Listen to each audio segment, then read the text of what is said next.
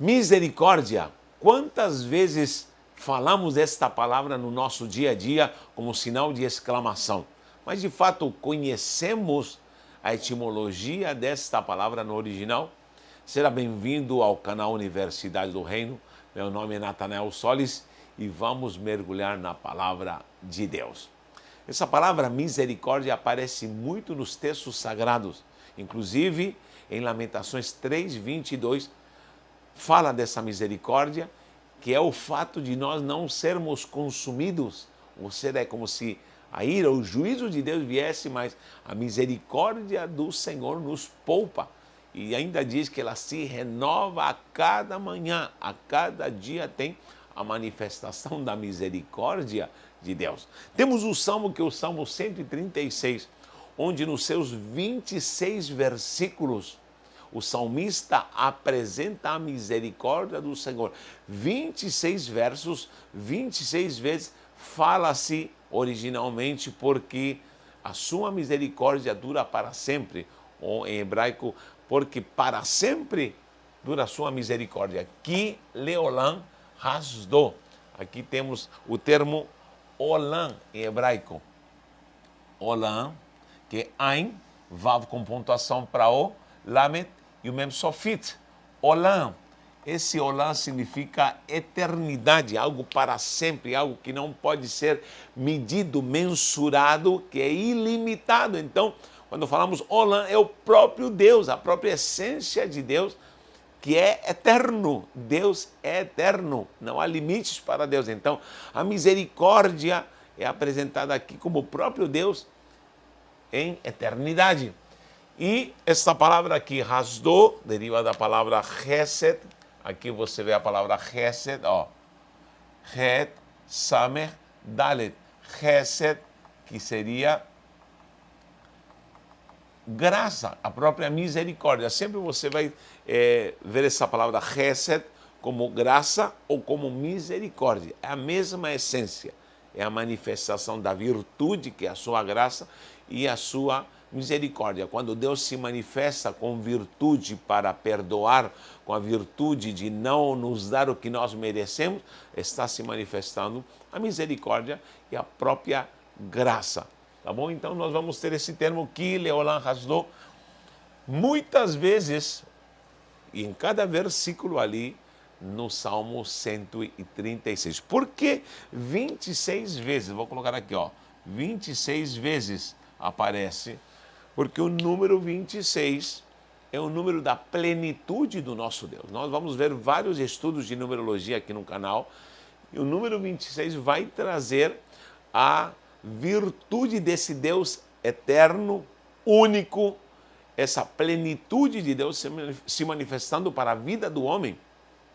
Inclusive, na gematria, essa palavra, olha, Yod, que é o nome de Deus, que é o tetragrama Yod Rei Vav Rei. Se você analisa cada uma dessas letras, que é o tetragrama, ela tem um valor numérico. Já falei muito sobre isso. O Yod vale 10, o Rei vale 5, o Vav vale 6 e o Rei vale 5. Se você soma, dá 26. 5 mais 6 mais 5 mais 10 vai dar 26. Então, esse número 26 vai representar a pessoa do próprio Deus, aqui no tetragrama. Inclusive, o número 26, matematicamente, cientificamente, está comprovado que é o único número que antes dele, que é o número 25, é uma raiz quadrada. 5 vezes 5 dá 25.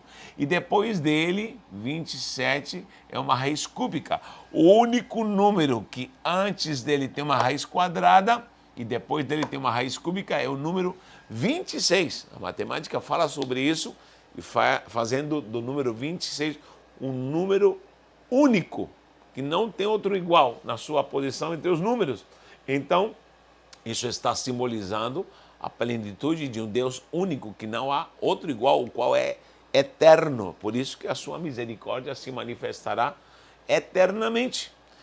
Esses 26 versículos são preciosos, todos vão exaltar o nome do Senhor. Em 2 Crônicas 7:6. Vou anotar aqui, 2 Crônicas 7:6.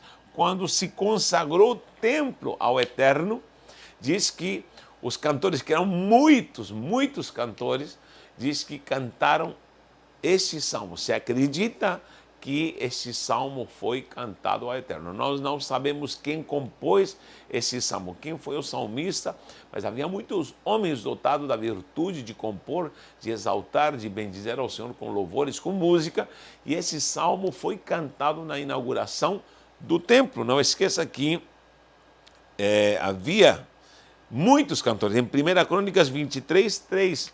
1 Crônicas 23, 3. Leia lá, você vai ver o número de homens que estavam consagrados, de levitas que estavam consagrados ali para cuidarem, exercerem ministério ali no templo. 38 mil homens.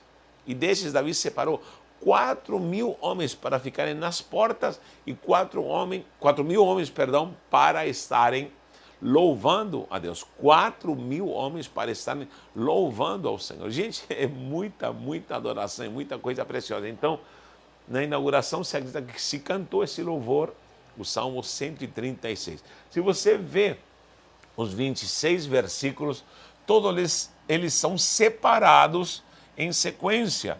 Há pelo menos 5 grupos dos 26 versículos, onde nós temos do 1 ao 3, a apresentação da soberania do próprio Deus. Você vai ver como nos 3 versículos, em todos vai se repetir, porque a sua misericórdia dura para sempre. Mas você vai ver apresentações de versos falando do próprio Deus. Esses 3 primeiros vão apresentar a soberania do próprio Deus. Quando fala aqui, rendei graças ao Senhor, porque Ele é bom, porque a sua misericórdia dura para sempre.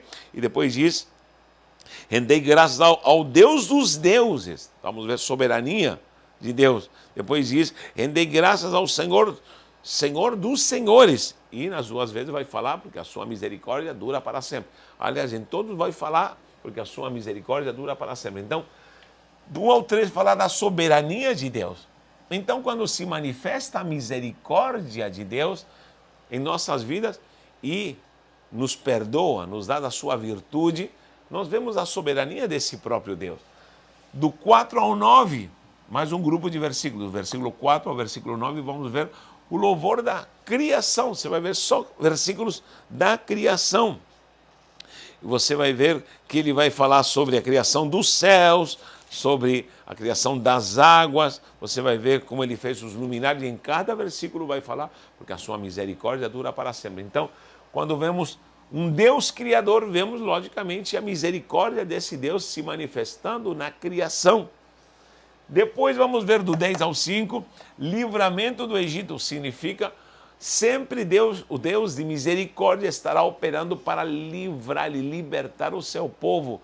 Esses versículos do 10 ao 5, 10 ao 15, nós vamos ver como Deus está guardando a nossa vida e nos libertando a cada momento.